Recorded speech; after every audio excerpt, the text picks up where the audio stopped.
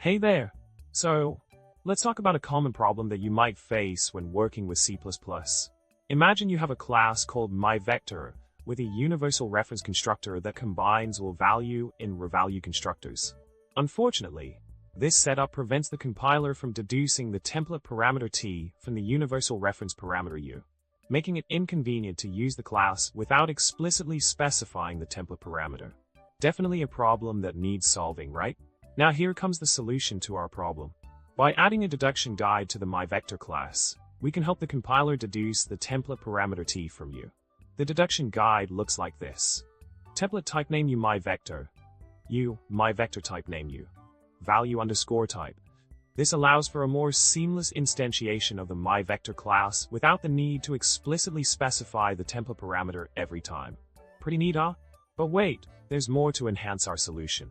We can further restrict the constructor to only accept std vector types by adding a constraint.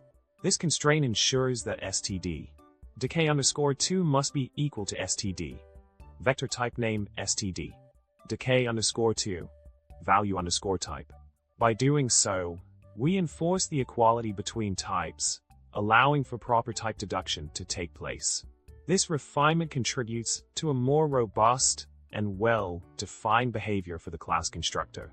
In summary, by incorporating a deduction guide and adding a constraint to the constructor, we have successfully tackled the issue of deducing the template parameter t from a universal reference parameter u in C++.